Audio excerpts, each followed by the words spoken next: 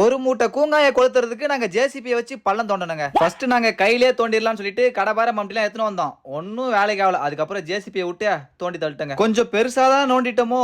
அட ஆமா, ரொம்ப பெருசு. அந்த பள்ளத்துக்குள்ள இறஞ்சிருக்க 1-2 மண்ணாங்கட்டி எல்லாத்தையும் நானும் கவினும் சேர்ந்து மம்டியில வாரி வெளியே போட்டுட்டு இருந்தோம். மண்ணெல்லாம் வாரி போட்டாச்சு. அதுக்கப்புறம் நாங்க காய வச்ச கூங்காயம் எல்லாத்தையும் ஒரு பையில மூட்டை கட்டி தூக்கினேன். கிளம்பிட்டோங்க. எங்க கிளம்புறோம்? நாங்க தோண்டி வச்ச பள்ளத்தாண்ட தான் கிளம்புறோம். கொளுத்துறதுக்கு வத்திப்புட்டி கல்புரம் எடுத்துட்டு வந்தாச்சு. வெறு உடைக்கணும். நல்லபடியா சாமியை கும்பிட்டு பத்த வச்சிட்டங்க. இவனுங்க எல்லாம் எதுக்கு செங்கல் எடுத்துட்டு இருக்காங்கன்னா, சப்போஸ் நைட்டு மழை வந்து காலையில தண்ணி ஃபுல்லா உள்ள போயிடக்கூடாதுல்ல, அதனால சுத்தி அடிக்கிட்டங்க. இப்படிதாங்க விசிறு விசிறு விசிறிட்டே இருக்கணும். அப்பதான் கூங்கா எல்லாம் கங்குவான். சும்மா நெருப்பானல்ல கங்கு கங்குன்னு கங்கி எரியும். எல்லாத்தையும் கொளுத்தி முடிச்சதுக்கு அப்புறம் பனவாளைய போட்டு மண்ணை போட்டு மூடியாச்சுங்க. Finish success. அடுத்த நாள் வந்து பார்த்தா மழை பெஞ்சு ஆறா போயிட்டு இருக்கு. ஐயோ, தண்ணி ஃபுல்லா உள்ள இறங்கிட்டு இருக்கும் போலுக்குது. நேத்து நாங்க நினைச்ச மாதிரியே நைட்டு மழை வந்துருச்சுங்க. ஐயோ, உள்ளெல்லாம் தண்ணி இறங்கிருச்சான்னு தெரியலையே.